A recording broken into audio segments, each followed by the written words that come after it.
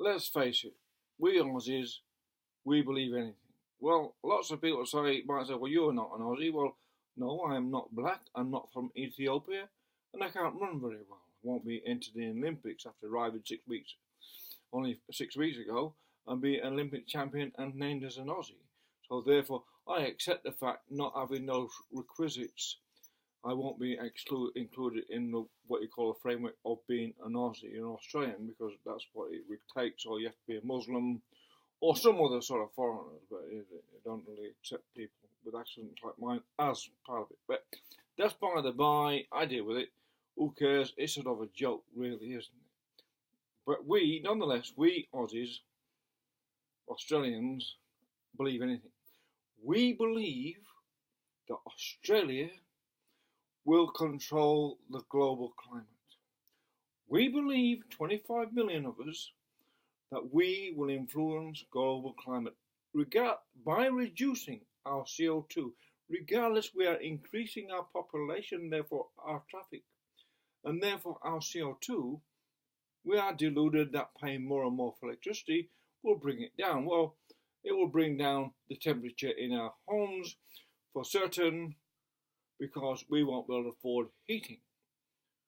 Because we believe, according to Penny Wong, 1 cent Wong if you like, we believe we can affect the Pacific Ocean. Now, I don't know if this lady knows how big the Pacific Ocean is, but it's about 1/5 of the world's surface, so I think, whatever, it's massive. It's huge. It goes from north to south, from here to America, and it's absolutely huge. Yet, this lady now imagines if you vote for Labour, they will have more influence over the Pacific Ocean than the Liberals will. Well, maybe. If they all fell in it, Esther would pollute it further with the bullshit what's coming out of it. Other than that, I mean, you have to ask yourself what is wrong with people who think that we believe this crap that they come out with. Let's just take the Pacific Ocean. What is influencing the Pacific Ocean? Well, many, many things. The sun. Namely, it is the sun which then drives the equatorial currents or blow backwards and forwards across the Pacific, depending on what time of year it is. Then, of course, we have to take into consideration the Pacific Rim, which goes along the coast of America, USA, and South America, and all down New Zealand. We're all familiar with the Pacific Rim, the Rim of Fire. It's called, guess what, the Rim of Fire. And at the moment, there's much more earthquake activity around the Rim of Fire. Well, whether that's caused by CO2 or not, well, rather an academic argument. But the fact is, it's putting much more heat into the Pacific at this moment due to gravitational forces we think and suspect are caused by the sun the Earth moving further away from the sun. It distorts and alters the gravitational pull on the planet. But that's by the by. The fact is that we believe, according to Penny Wong and all the other ones who are involved in this climate fantasy, that by making all people pay more and more for electricity so they can't afford it, we're going to save the planet. Now, I want to know. I'll tough it out. Most people do. But I want to know, if you're treating older people like this now, Karma says, when the young people who can't afford houses and all that and really going to struggle now because electricity prices are going to go up and up and up because of this save the climate regime, which is robbing them of currency they could afford saving for houses, because the more they pay for electricity bills, less chance of buying a house, of course. But don't mention that. Don't just keep saying we're saving the planet, we're saving the planet, we're saving the planet, because that's more that you've got to divert the young people's attention for what's really going on here.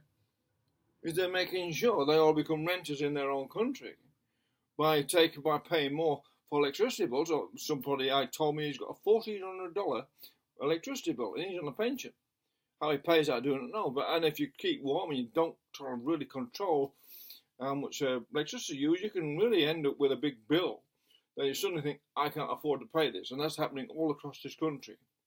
And it will happen to young kids who've got university debts and all, when they pay rents and they're trying to get ahead in life.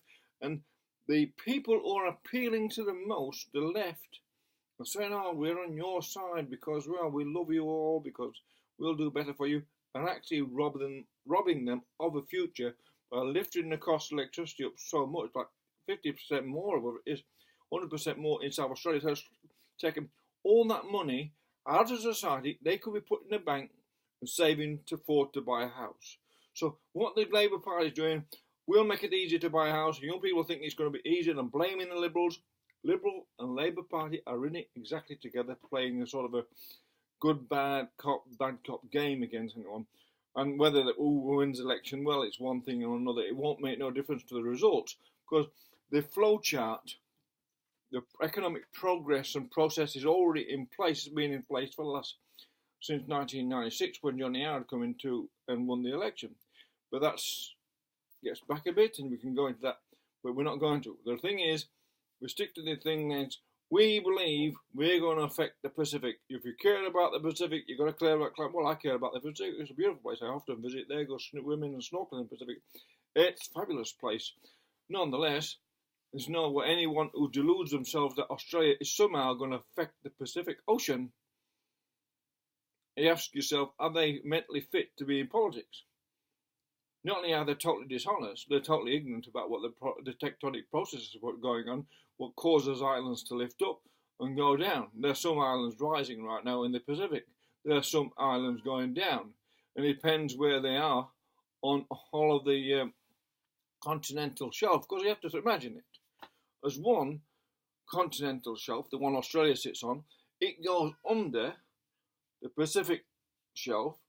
The Pacific shelf lifts up at one place, but then it sinks down in another place because it undulates, because the crust is like the skin of an orange. And so you can lift it at one place and you can imagine it going down another place. Well, that's what's happening in the Pacific. And if you're going to build the Bible says, I'm not a Bible basher, but it says, build your house on sand, well, one day the sea's going to come and wash it away. Because occasionally what's also happening in the Pacific, they don't want you to tell you about, it's getting mini tidal waves, because you get underwater earthquakes everywhere. And they're washing up onto these islands and wash parts of them away. They come, and you can go to a place called Ruku Bay, which I went and inspected to see for myself, because it used to be a beautiful snorkeling place that I much loved. Also, I went to check it out myself and found that they had a tidal wave some time ago, a few years ago, a small one, because of an earthquake in the Pacific suddenly washed up and destroyed a lot of the coral there. And that's what happens also around Vanuatu as well, because of the volcanic and underwater tectonic movement, and volcanoes underwater also occasionally causes small tidal waves in Vanuatu as well, and you can go and find that out for yourself.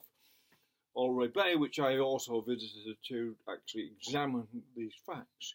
We see, if you believe these politicians who believe that the Labour Party will do more to the Pacific, and influence the Pacific more than the Liberal Party,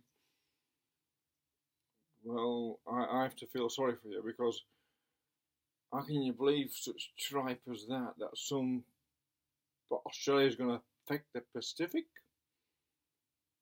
It's like if we read into it, we might pollute it or something. That's about the extent you could say the effect we could have on it, because it's beyond words that they expect us to believe what is absolutely nonsense. Then we won't mention El Nino, La Nino effect, caused by dynamic rhythms within the Earth itself. That it's cyclical, it's not actually cyclical, but you can go on the history of that. It goes back about 400 years, the actual documented history of it that we know of, because the Spanish explorers or whatever noted that by 1630 or something like that, when they start to go up the west coast of America and all that sort of stuff. So you can actually see the history of that. I've got a book on that, history of the El Nino La Nino effect, because I like to be informed. I don't want to, and I want to listen to politicians as a laugh, because that's all they are. They've turned into a joke. That they think we all believe that we, Australia, are somehow going to affect the Pacific Ocean. I mean, what can you say? It's gormless. to imagine the Pacific Ocean is huge, but I'm lost for words that someone like Penny Wong could say, well, if you care about the Pacific Ocean, vote for Labour. Sorry about laughing. If you care about the Pacific Ocean, vote for Labour. How about if you care for the moon, vote for Labour. If you care for Mars, vote for Labour. If you care for Venus more than ever, vote for Labour. And if you care for one of the moons of Mars, vote Liberal. Because that's about as much sense as it makes to say, vote for Labour if you care for the Pacific. Really, one is lost for words. Don't vote for any of these corporate parties if you care for Australia's future and the future of the young people, because they're robbing them of being able to afford houses by raising electricity prices over and over again, up and up and up, destroying manufacturing in this country, exporting all our jobs, and then AI and robots will replace the employment, the humans, because of the cost of electricity and the cost of wages, means that people will have been an accelerated uptake of AI, especially in offices and bureaucracy and stuff like that, and then robots further on down the line in driving cars and stuff. And that's what rising wages, rising electricity will cost. So that makes it much more difficult for young people to buy a home or rent a home or even stay in a home.